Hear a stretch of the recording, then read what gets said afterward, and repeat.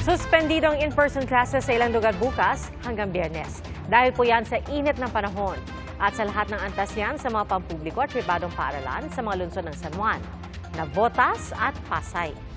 Gayun din sa mga pampublikong paaralan sa Malabon at Maynila at 2 universidad doon.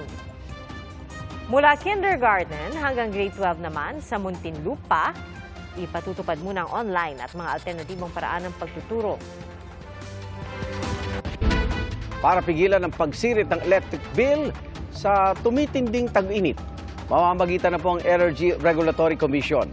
Sa Maynila naman, iniutos ng LGU ang pagbuga ng tubig sa ilang kalsada. Saksi si Jonathan Agdal. Bandang hapon kanina ang pagdating sa Quezon City ng binansagang Agua de Mayo o unang ulan ng buwan ng Mayo. Pero bago niyan, sa Maynila, may pa-shower sa kalsada. Bawas init technique yan ng Manila City Hall na nagpadala ng kanilang water tanker para basain ang mga kalsada sa Espanya, Quiapo at Binondo. Parang naulanan ang windshield ng ilang sasakyan. Pero ang ilang motorista, diretsyong napaliguan. Okay lang. Dahil para di na rin mainitan. At wala pang isang oras, tuyo na agad ang kalsada. Effective naman siya kasi madali nung nawala yung init. Kumbaga parang lumamig.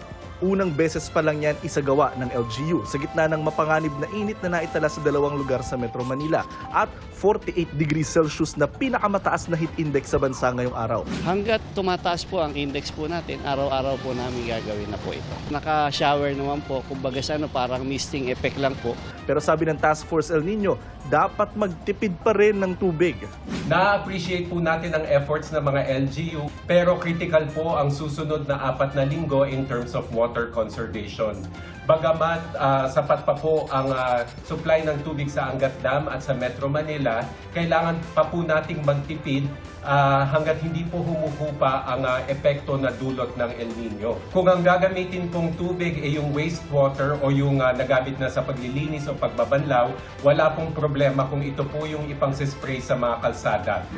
Nagmistulang resort naman ang bahagi ng Binondo kanina dahil sa kabi-kabilang inflatable pool, habang ang ilan sa Tondo na kontento sa batya at refrigerator na walang kaha. Napospon kasi yung swimming namin. Walang budget ko lang. Ito, mura lang eh. Magkano? 1,000 lang, tapos tubig lang. Ang ilang bata naman sa Tumawi ni Isabela, binitbit ang kanilang salbabida para magtampisaw sa ilog. Masayang sinalubong ng mga nag-outing sa Badok, Ilocos Norte ang mga alon ng dagat. Ganon din ang mga nasa Ormoc, Leyte. Nag-dive pa nga ang ilang bata. Sabay sa pagtaas ng temperatura, ang pagtaas din ng electric bill ni Rose. Mula 1,800 pesos noong Enero, naging 3,000 noong Marso at sumipa na sa higit 4,000 ngayong Abril. Yung pangkonsumo namin, nabawasan rin namin sa pagkain, sa bayarin sa lahat. Iniinano namin na hati-hati namin para lang dyan nga maano namin yung kuryente. Posible pang tumaas ang bayarin ni Rose. Nagmahal kasi ang bentahan ng kuryente sa Wholesale Electricity Spot Market o WESM. Nang mag-umpisa ang mga red alert at pagnipis ng supply ng kuryente nitong April 16 dahil sa mataas na demand at pumalyang mga planta. 11% ang itinaas sa Luzon at 53% sa Visayas sa kada araw ng bentahan. Para pigilan ang pagsirit pa ng electric bill, kahapon lamang ay kumilos na ang Energy Regulatory Commission o ERC upang pansamantalang isuspindi ang operasyon ng tinatawag na Wholesale Electricity Spot Market o WESM kapag may diniklarang red alert ang System Operator o NGCP. Pinakamababang presyo ng bentahan ng kuryente sa spot market ang masusunod basta't hindi ito hihigit sa itatakdang presyo ng ERC. Pero hindi pa masabi ng Meralco kung ano ang epekto nito sa isisingil nila dahil hindi lang naman sila sa spot market bumibili ng kuryente. Dahil nga we saw an increase in power demand itong April, so likely there is a possibility na tataas talaga ang babayaran ng customers, not only in terms of the cost of rates but in terms of their own consumption. Posible pa ring mag-red alert ngayong buwan ayon sa Department of Energy. Umaasa lang silang may iwasan ito dahil may mga papasok ng dagdag na supply ng kuryente. May karagdagang nakapasok ng mga planta and at the same time, yung mga naka-out database ay isa-isa naman sila nakakabalik. Para sa GMA Integrated News, Jonathan Andal ang inyong saksi.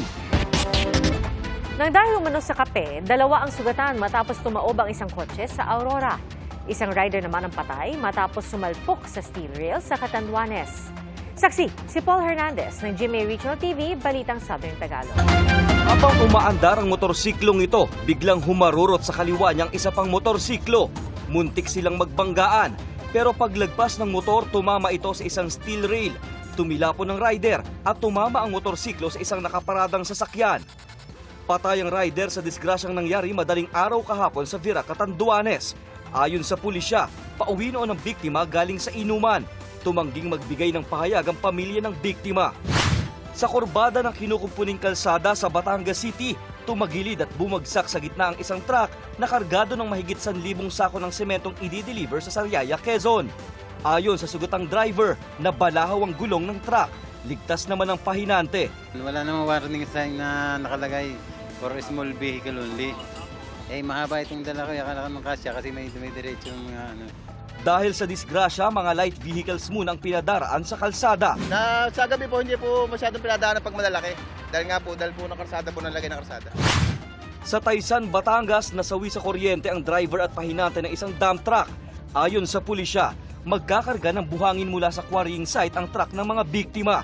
Habang inaayos ng driver ang dump box ng trucks, sumabit ito sa kawad. Nung inangat niya po yung dump box ng truck, tumama po siya sa live wire kasi madilim po, hindi po napansin ng driver natin na yun po yung naging rason kung bakit po siya nakuryente.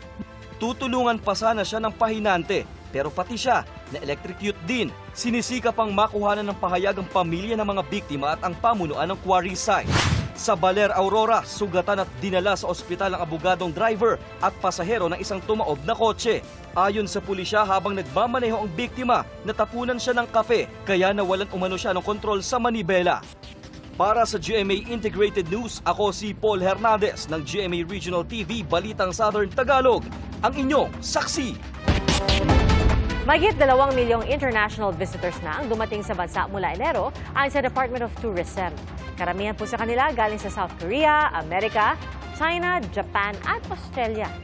Nagresulta po yan sa mahigit 157 billion pesos na kita. Ang target ng gobyerno ngayong taon, 7.7 million international visitors. At para marating yan, isa sa mga inumungkahi ang pagpapalago ng concert tourism sa bansa. Katulad ang ginawa sa Singapore kung saan nagbigay ng grant ang kanilang gobyerno para sa concert ni pop superstar Taylor Swift. Saksi si EJ Gomez. Maraming rason ng mga Pinoy para mag-travel saan man sa mundo. Pero nagiging malimit ngayon ang paglipad para manood ng concert. Yan na raw ang hot travel trend ngayon. Kadalasan, sa pag-book ng hotels o accommodation at travel pass sa mga tourist spots, may kasama ng tickets para sa concerts. Si Blanche, 1 taon daw pinag-ipunan ang pinanggastos sa Eras Tour concert ni Taylor Swift sa Singapore noong March 2024. As a Taylor Swift fan, yun nga talagang childhood dream ko to eh. Talagang pinag-ipunan ko, as in 50% ng sweldo, yun talaga yung okay, pang Taylor Swift yan. Nag-side trip din sila before and after the concert sa tourist spots sa Singapore at Malaysia. Nag-iisang Southeast Asian stop sa Eras Tour ang concert sa Singapore na binigyan pa ng grant ng Singaporean government. Hindi nila sinabi kung magkano ang ibinigay ng gobyerno. Pero ang malinaw, malaki raw ang magiging ambag nito sa ekonomiya ng Singapore. Sa datos ng isang Quezon City-based travel agency, umabot daw sa 20,000 ang natanggap nilang bookings noong 2023 para lumipad pa Singapore at manood ng Eras Tour concert. Ayon sa datos ng isang travel app, tumaas ng 275% ang Singapore-related bookings noong March 1 to 9 sa kasagsagan ng Eras Tour, kumpara noong March 15 to 23. Ang inbound flights nadagdagan ng 186%. Ang accommodation bookings umakyat ng 462%. Ang booking sa Singapore attractions and tours lumobo ng 2,373%. Ayon sa isang ekonomista, patunay ito na malaki ang epektong na idudulot ng concert sa ekonomiya, partikular sa turismo ng isang bansa na dapat daw samantalahin ng Pilipinas. Importante yon kasi, ayan, dadami yung kita ng mga sa accommodation, yung mga hotels, tapos yung transportasyon, tapos sa ekonomiya natin, siyempre, kakain sila, lalabas sila, tapos mamimili sila habang nandito. Yung dala nila ng foreign currency, dollars, ko-convert nila, gagastosin nila dito, at dadami yung kita ng mga local businesses and industries natin. Dapat lang masiguro ang maayos na branding ng concert tourism sa bansa, kasama na ang kaayusan sa mga paliparan, land transport facilities at kapasidad ng hotels for accommodation. Sana nga raw, dumami pa ang major concerts na sa Pilipinas gaganapin. Malaking impact po siya, especially sa mga hotels natin, sa mga tourist spot natin. Maraming Pilipino na nag-work sa tourism ang makikinabang. Pag may K-pop concert dito, sana punta sila dito tapos everyone can just bond around. And at the same time, nakikita nila yung Pilipinas saka yung friendliness ng Pinoy.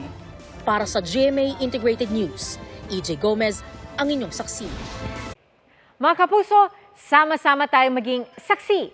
Mag-subscribe sa GMA Integrated News sa YouTube at para sa mga kapuso abroad, samahan niyo kami sa GMA Pinoy TV at sa www.gmanews.tv.